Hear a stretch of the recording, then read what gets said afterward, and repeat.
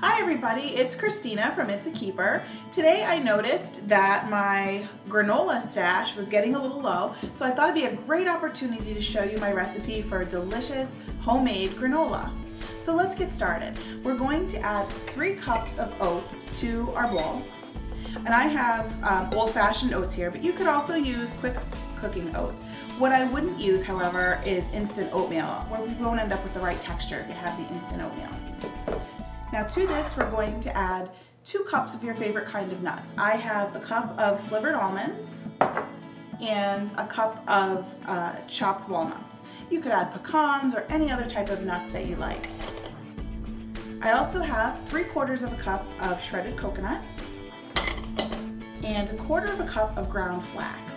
And the flax actually adds some omega-3 fatty acids and a lot of fiber to the oatmeal. Some brown sugar, 2 teaspoons of cinnamon, 3/4 of a teaspoon of salt, a measuring cup here that's like a plunger measuring cup, and this is excellent for measuring sticky ingredients. I have some agave nectar that I'm going to add as our sweetener. You could also use maple syrup or honey if you prefer, equal amounts. But I like the agave because it's better on the glycemic index and it adds a nice sweetness to the granola. We're also going to add, as our final ingredient, a 1/4 cup of vegetable oil. We'll get this all stirred up. I love making my own homemade granola because at the grocery store, it's quite expensive. You get a container that's only about like this big and it's like $5. But you see how easy it is, just a couple simple ingredients that most of us have in our pantry, and you can have your own delicious homemade granola. We're gonna spread our granola out on our baking sheet. Oh, it's a heavy bowl. And I like the foil lined baking sheet because it just makes cleanup easier when you're all through. So we're gonna spread this out in a single layer.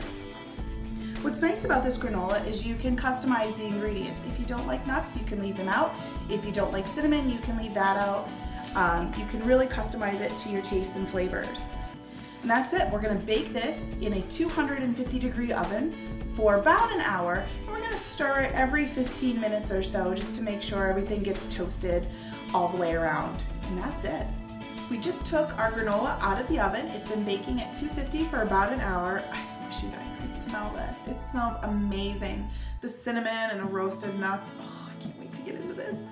So we just have a couple final steps before we're ready to enjoy our granola.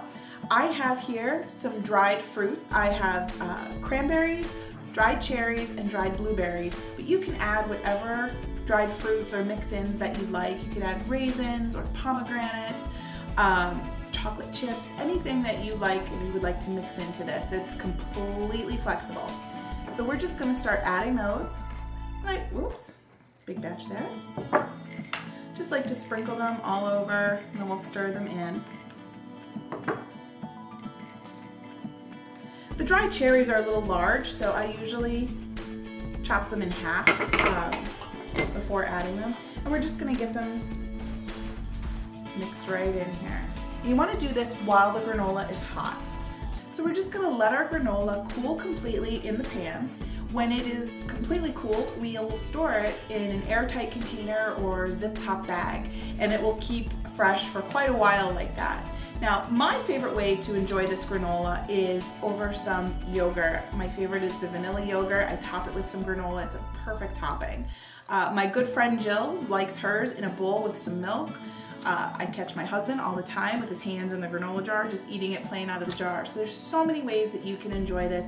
It's a quick, tasty snack or a great way to add texture to one of your desserts. You can find the recipe for this granola and so much more on my website, itisakeeper.com. I'm Christina from It's a Keeper. Thanks for watching, and I'll see you next time. Bye-bye.